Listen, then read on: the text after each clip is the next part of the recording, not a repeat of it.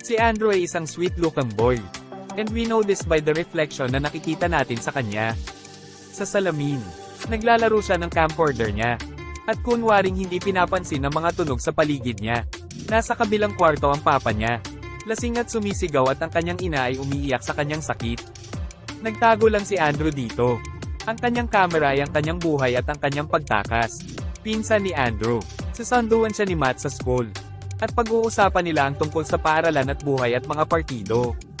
Medyo may inis yan. At ang patuloy na paggawa ng pelikula ni Andrew. Ngunit biyayaan tayo ng isang kakilakilabot na kanta. Para sa kapakinabangan ng kamera. Mukhang may pakialam siya kay Andrew. Ngunit pinapanatili ng Soda ang kanyang distansya para sa mga dahilan ng reputasyon. Loner si Andrew, masasabi mo. Siya ay malamang na nakakakuha ng pek sa regular. Parang ang sweet niya pero parang hindi niya napapansin. Kung paano niya pinaparamdam sa iba sa paligid niya. Kino-video niya lahat. And kind of creeps the cheerleaders out. Isa lang talaga siyang sweet na walang kamalay-malay na nerd. Mabubuli siya sa hallway mamaya sa araw na iyon. May nangyayari sa mga pelikula tungkol sa mga teenager. Sisipain ng camera niya. Walang nagtatanggol sa kanya, nakakatakot ang mga teenager. Sasabihin sa kanya ng kanyang pinsan ang tungkol sa isang party. Pauwi na galing school. At sabihin sa kanya na dapat siyang lumabas at umalis.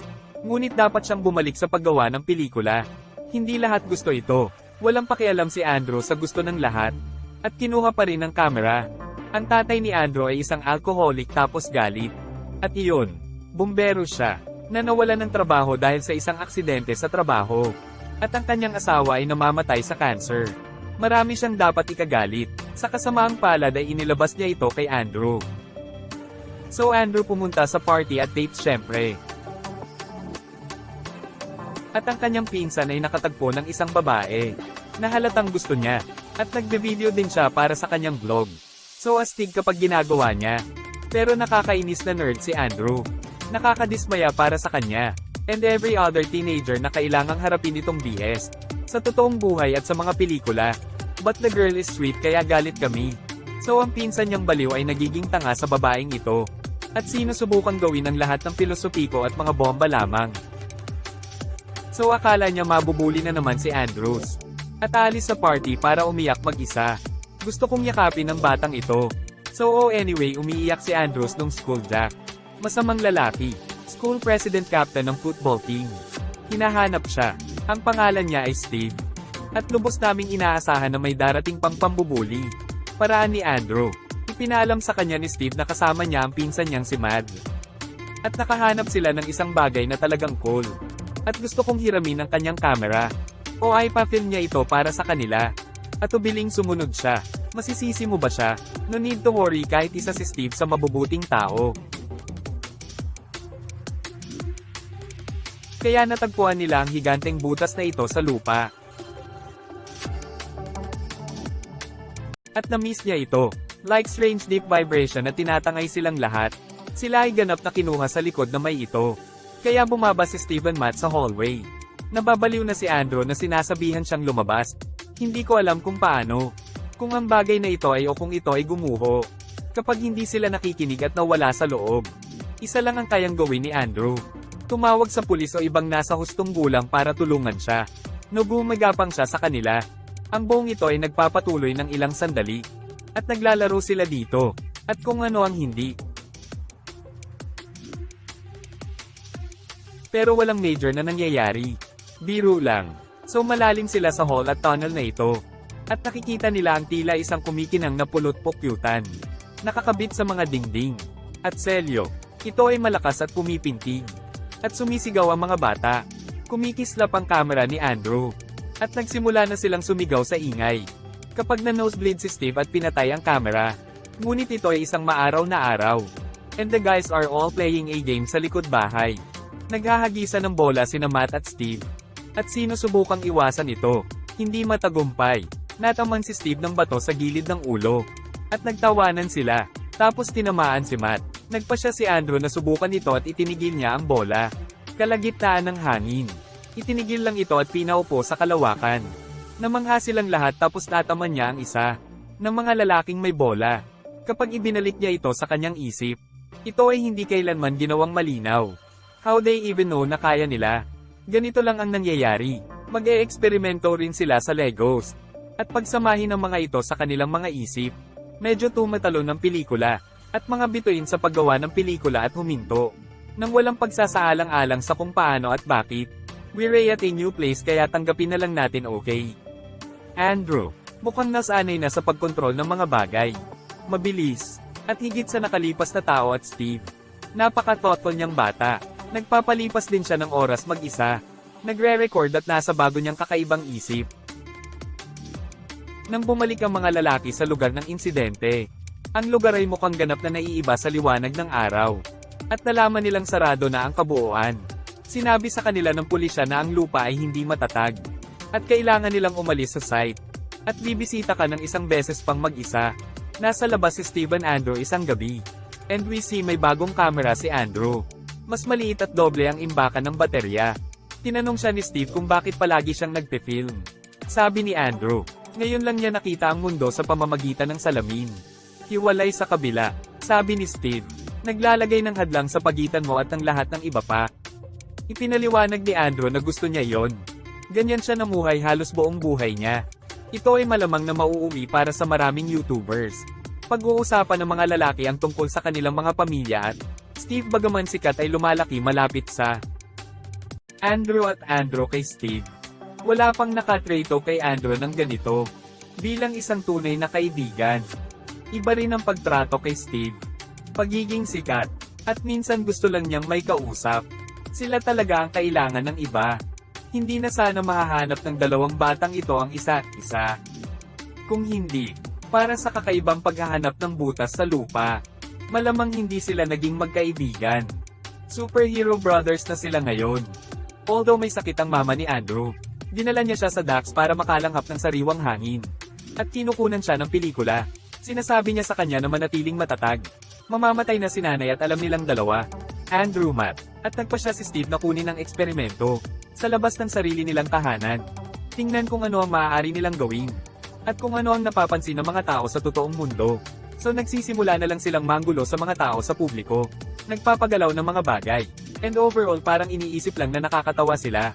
But they're actually bullying people medyo. Sinusubukan nilang ilipat ang mas malalaking bagay, at ilipat ang mga ito ng mas mabilis.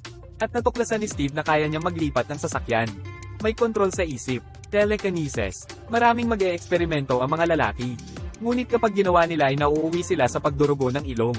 Sila ay pilit at gumagamit ng labis na kontrol. Halos hindi na kaya ng katawan. So nagmamaneho sila, and they tailgating them horribly.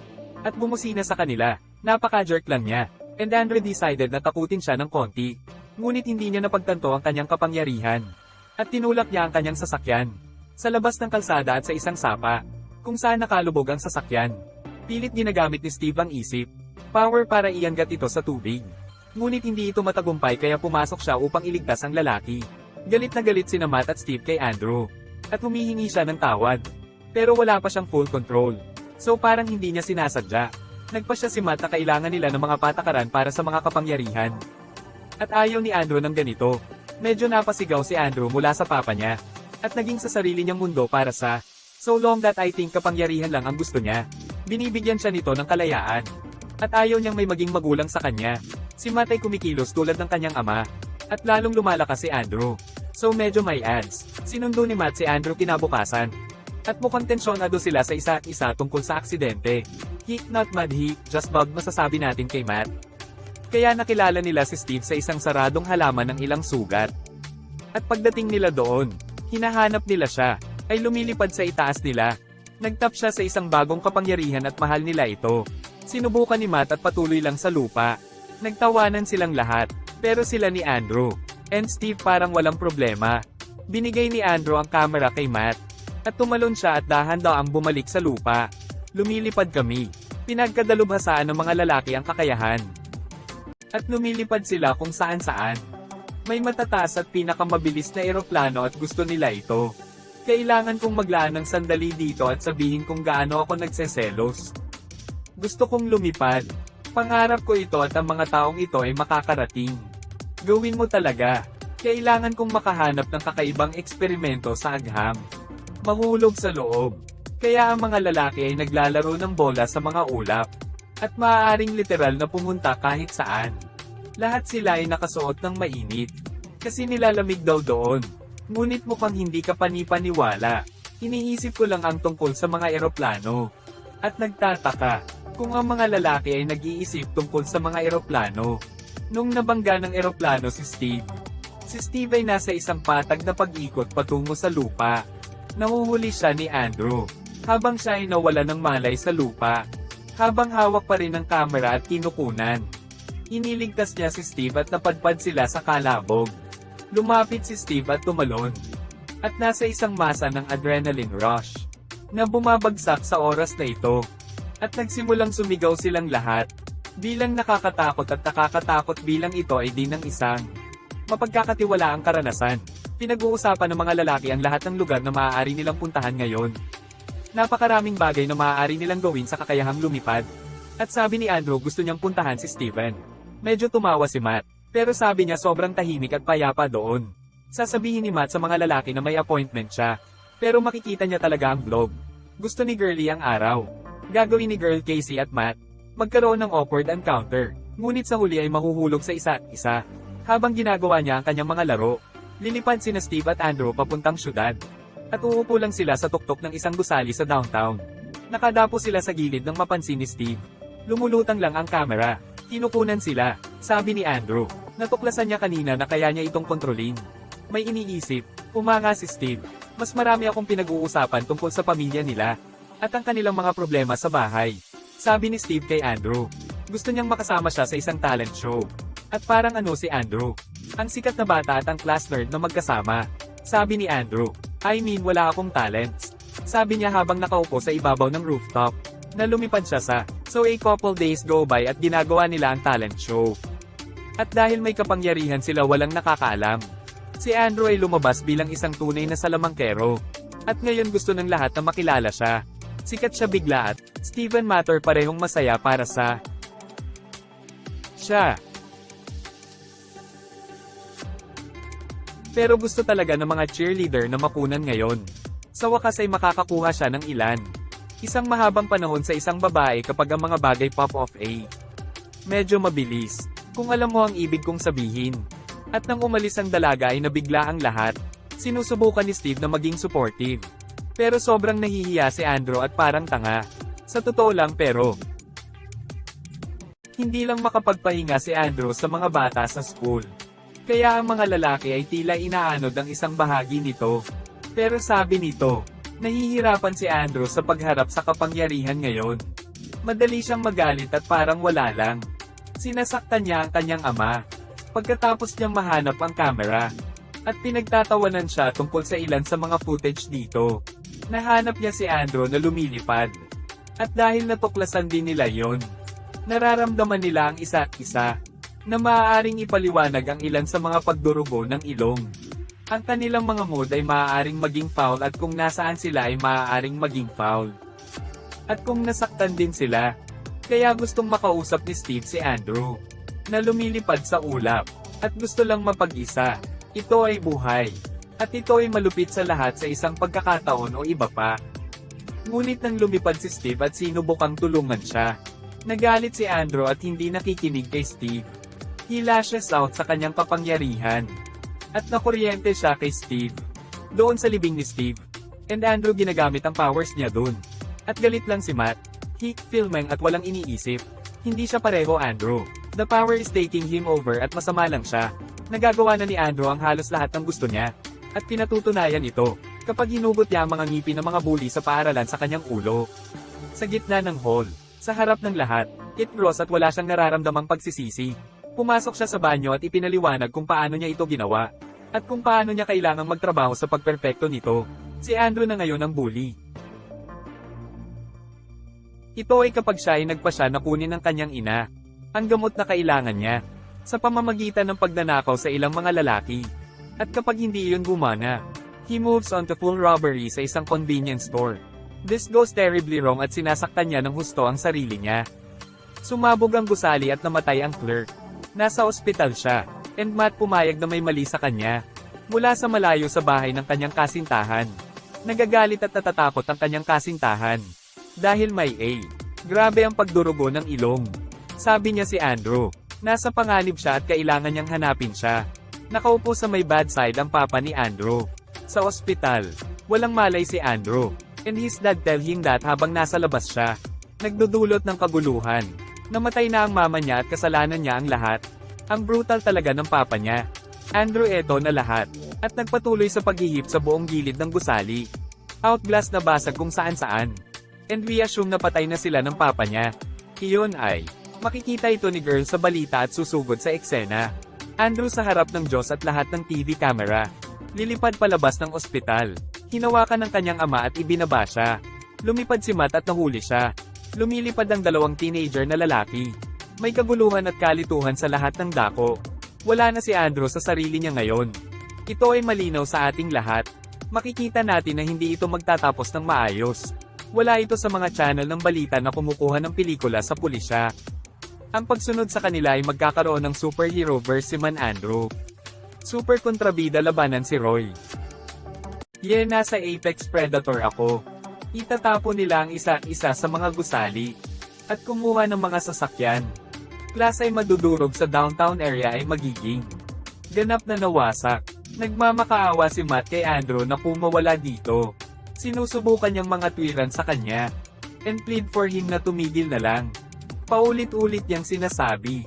Late Andrew ay walang planong pigilan siya ay ganap na baliw. Binaril siya ng mga pulis. And he just brushes them off na parang wala. Pinipigilan niya ang kanilang mga bala. At pagkatapos ay pinasabog ang kanilang mga sasakyan kasama nila. Wala siyang pakialam sa buhay ng tao. At galit na galit si Matt. Nang makita ni Matt ang pagkakataong pigilan si Andrew ay kinuha niya ito. Ibinaon niya siya sa gitna ng downtown.